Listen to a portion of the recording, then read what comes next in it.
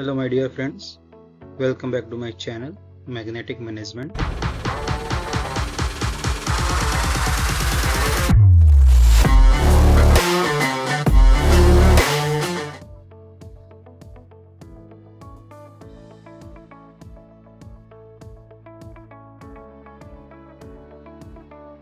आज की क्लास में हम इकोनॉमिक्स की बात कर रहे हैं, अर्थशास्त्र की।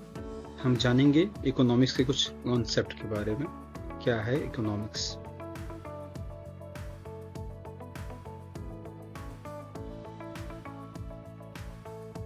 हिस्टोरिकल ओवरव्यू को इन शॉर्ट में जानने की कोशिश करेंगे।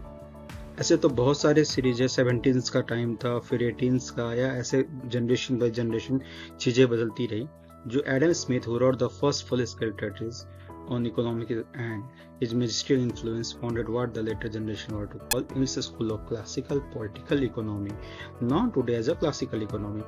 एडम स्मिथ जो थे, जिन्हें अर्थशास्त्र का पहला पूर्ण स्तरीय ग्रंथ लिखा था, कंप्लीट फर्स्ट फुल स्केल इन्होंने जो है ट्रेटिस लिखी थी, और अपने मैजिस्ट्रेट के प्रभाव से बाद में जिन्हें राजनीतिक स्कूल जाना गया, मतलब कह सकते हैं कि English school of classical political economy, शास्त्रीय राजनीति अर्थव्यवस्था का अंग्रेजी स्कूल कहा जाने लगा, जिसे हम आज क्लासिकल इकोनॉमी को जानते हैं। ये एक थोड़ा शॉर्ट ओवरव्यू था।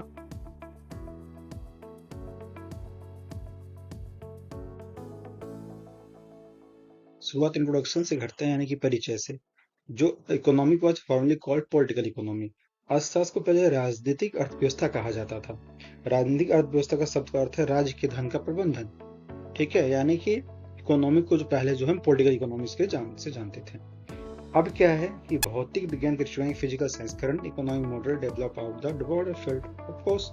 तो भौतिक विज्ञान के साथ जैसे कि भौतिक विज्ञान को देखते हैं, आप उसके भौतिक विज्ञान के अप्रोचेस को देखते हैं, तो जो भौतिक विज्ञान के समान ही जो दृष्टिकोण था, वो हम क्या करने लगे, उसकी इच्छा करने लगे, किससे? राजनीतिक अर्थव्यवस्था से।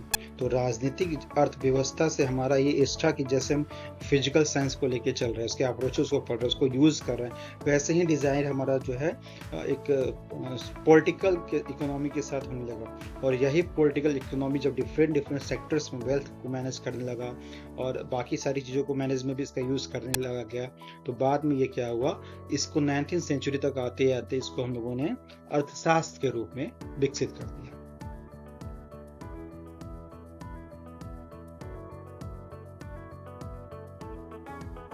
आगे बढ़ते हैं। The study of economics is classified as a social science. अर्थशास्त्र के अध्ययन के रूप को सामाजिक विज्ञान के रूप में भी क्लासिफाइड किया गया, यानी कि जो अर्थशास्त्र का अध्ययन है वो सामाजिक विज्ञान के भी रूप में है। क्यों? क्योंकि अर्थशास्त्र क्या कहीं ना कहीं ह्यूमन से रिलेटेड है। तो because economy deal with the human problem, क्योंकि ये मानवीय समस्याओं से संबंधित है, इसलिए हम इसको एक सोशल साइंस का भी पार्ट कह सकते हैं। यानी कि साइंस का भी पार्ट हो गया, फिजिकल साइंस का भी, और ये सोशल साइंस का भी पार्ट हो गया। In the study of economics that is the human wants need scarcity resources good and services economic choices and the laws of supply and demand. अर्थशास्त्र के अध्ययन के रूप में मानना चाहिए कि मानव क्या चाहता है कि आवश्यकता जो है, जो कमी है, जो संसाधन है, सामान और सेवाएं जो हैं, जो आर्थिक ऑप्शन हमारे पास हैं, या जो हम डिमांड कर रहे हैं और जिसकी सप्लाई होनी चाहिए, सप्लाई एंड डिमांड। तो जो law of supply and demand, यानी कि आपूर्ति और मांग के जो नियम है, इन सब का क्या है, स्टडी करता है इकोनॉमिक, और ये सभी क्या है, ह्यूमन से रिलेटेड है।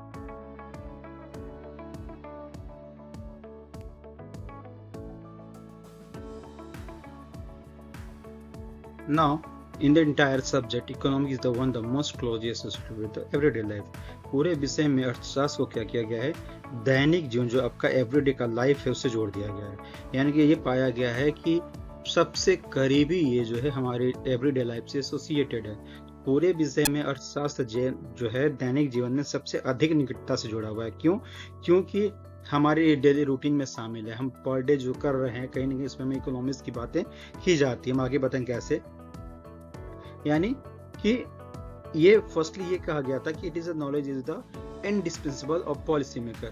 पहला ये है कि जो भी आप पॉलिसी मेकर हैं, ये एक उनके जो है इंडिस्पेंसिबल ऑफ नॉलेज हो गया, यानी नीति निर्माण के लिए इसका ज्ञान जो है बहुत जरूरी हो गया, यानी कि इसके बिना काम नहीं हो सकता। तो अगर आपको पॉलिसी मेकर चाहिए तो ये नॉलेज आपके लिए क्या हो गया, और फिर हार्य हो गया, यानी कि बहुत ही ज्यादा आपके लिए इंपॉर्टेंट हो गया है।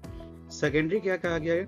It is very useful to the planner for preparing economic plan for the country development. देश के विकास के लिए आर्थिक योजनाओं को तैयार करने के लिए जो योजना बनाने वाले हैं, जो योजनाकार हैं, जो प्रिपरेशन करते हैं, जो प्लानर हैं, उनके लिए भी बहुत इकोनॉमिक जो है जरूरी होगा। यानी कि आपको जब कंट्री डेवलपमेंट की बात करें, इकोनॉमिक्स प्लान की बात कर रहे हैं, तो इसके लिए तो बहुत जरूरी हो गया। किसके लिए? प्लानर के लिए, जो प्रिपेयर कर रहे हैं, जो इकोनॉमिक्स के एक इकोनॉमिस्ट के फॉर्म में वर्क कर रहे हैं हमारे कंट्री के डेवलपमेंट के लिए। तो इन शॉर्ट कि देश के विकास के लिए आर्थिक योजनाएं तैयार करने में योजनाकार के लिए बहुत उपयोगी हो गया है। थर्ड पॉइंट ये है कि it explain the relationship between the price level of goods, income end of the people and output. Output से मतलब होता है प्रोडक्शंस। ये वस्तुओं के मूल्य के स्तर को जांच रहा है, लोगों की आय क्या है, यानी कि इनकम क्या है, उत्पादन, प्रोडक्शंस, इन बीच के सारे रिलेशन को क्या करता है? एक्सप्लेन करता है। इन सब के रिलेशंस के बारे में ये बताता है।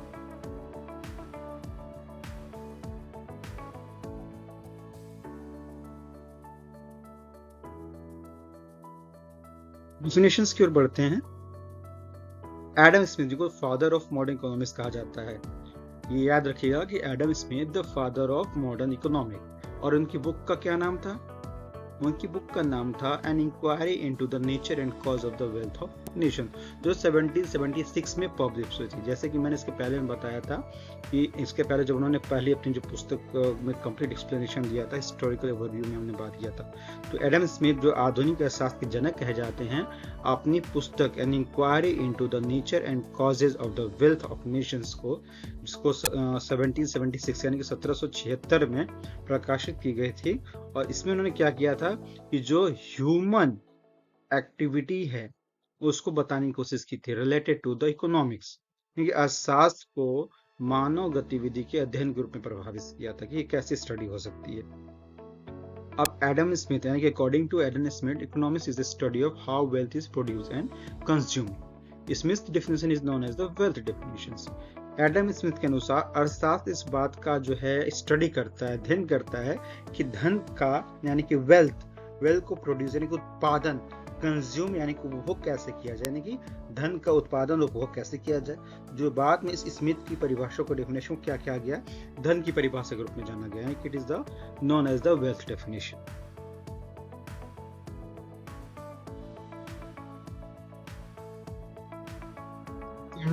द 20th सेंचुरी, 20वीं शताब्दी में, the English economist Lionel Robbins, अंग्रेजी अर्थशास्त्री थे जिनको लियोनेल रॉबिन्स के नाम से जाना जाता है।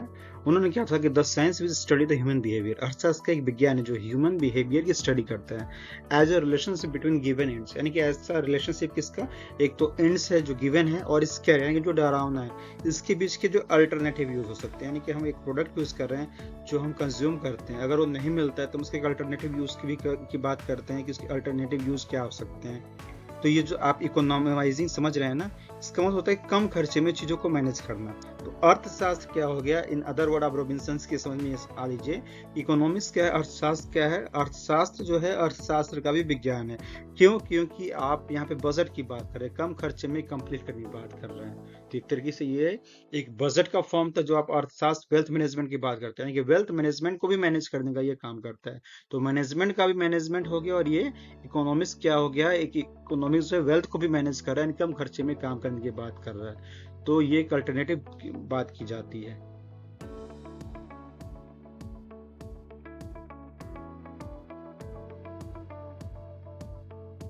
Economics is the branch of social science that studies the production, exchange, distributions and consumption of the goods and services. In general, economics is the subject which deal with human behavior. अर्थशास्त्र क्या है, सामाजिक विज्ञान की वह शाखा है, branch है, जो वस्तु और सेवाओं के उत्पादन, प्रोडक्शंस, एक्सचेंज विनिमय, जिसको लेन देन का फॉर्म कहा जाता है, डिस्ट्रीब्यूशंस वितरण का काम करता है, कंजम्पशन उपभोग का अध्ययन करता है। तो सामान्य रूप से अर्थशास्त्र एक ऐसा विषय है जो मानव के व्यवहार से रिलेटिव है, यानी कि जो मानव के व्यवहार का अध्ययन करता है। तो आप ये समझ लीजिए कि अर्थशास्त्र सामाजिक विज्ञान की वह शाखा है जो वस्तुओं और सेवाओं के उत्पादन, विनिमय, वितरण और उपभोग का अध्ययन तो कर ही रहा है, साथ में साथ अर्थशास्त्र क्या कर रहा है कि मानव व्यवहार से संबंधित जो है जितनी भी चीजें उसका भी अध्ययन करता है। That is a subject which deal with human behaviour. अर्थशास्त्र को दो ब्रांच डिवाइड किए गए हैं, दो भागों में इनको बांटा गया है। पहला है आपके मैक्रो इकोनॉमिक्स और दूसरा है माइक्रो इकोनॉमिक्स। ब्रॉड लेवल की जब हम बात करते हैं तो मैक्रो की बात की जाती है, और एक जब हम लिमिटेड बात किया जाता है, इंडिविजुअल्स की बात किया जाता है, पर्सनल्स की बात किया जाता है, तो हम माइक्रो इकोनॉमिक्स की बात करते हैं, समष्टि अर्थशास्त्र और व्यष्टि अर्थशास्त्र।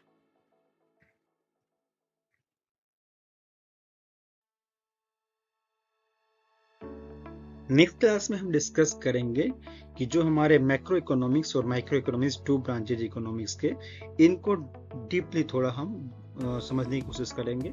इनके इंट्रोडक्शंस और डेफिनेशंस के अलावा जानने की कोशिश करेंगे कि मैक्रो इकोनॉमिक्स क्या होता है और माइक्रो इकोनॉमिक्स क्या होता है।